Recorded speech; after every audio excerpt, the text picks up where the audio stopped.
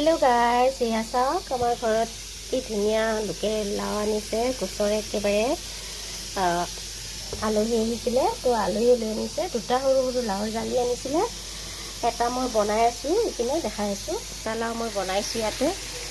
একদম কোমল জালি আছিলে, তো মই এনেকৈ বনাই আছোঁ। এয়া চাওক একেবাৰে সিজি গৈছেহি। আৰু কিহেৰে বনাম জানেনে? এইয়া চাওক চয়াবিনেৰে বনাম। ইপিনে মই হালধি গুড়া নিমখৰ গুড়া লৈ পেলাই চয়াবিনখিনি ভাজি আছোঁ। অকণমান ভাজা হোৱাৰ পিছত লাওৰ লগত এড কৰি দিম। দি পেলাই ভাবিছোঁ আজি বনাই খাম। কেনেকুৱা বা লাগিব নাজানো, কিন্তু আৰু মাছ আছে, কিন্তু মাছ আৰু সদায় সদায় খাব ভাল নালাগে। আৰু এনেও যিটো মোৰ কাহ চৰ্দি হৈ আছে, তো মাছ নাখাওঁ আজি। লাও খাব নালাগে, কিন্তু মই সুদা চয়াবিনে খাম। কিন্তু বনাই আছোঁ আৰু কেনেকুৱা বা লাগিব।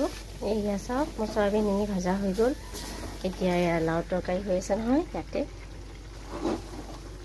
ইয়াতে দিম আৰু গোটেইখিনি ঢালি পেলাই দিম।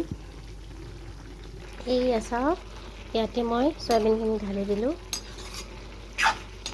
লাও তৰকাৰীৰ লগত চয়াবিন ঢালি দিলোঁ। আৰু লাওটো চাওকচোন ইমান ধুনীয়া কোমল আছিলে, একেবাৰে সিজি গ'ল।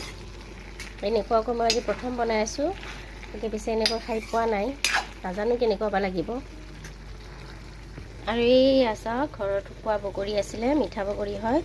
ইয়াৰ পৰা দুটা ধুই মেলি পেলাই ইয়াৰ লাও তৰকাৰীখন বনাইছোঁ যে, ইয়াতে দুটা তিনিটামান বগৰী দিম। অকণমান ধুই লৈছোঁ মই।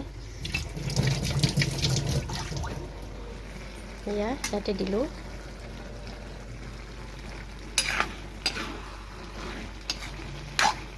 এনেকুৱা তৰকাৰী মোৰ শাহু মায়ে বনাইছিলে।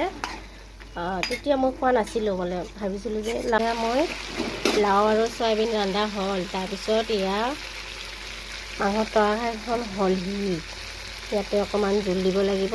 তেওঁলোকে ইয়াতে মই পকা জলকীয়া দিছোঁ দেই, পকা জলকীয়া খুন্দি পেলাই দিছোঁ।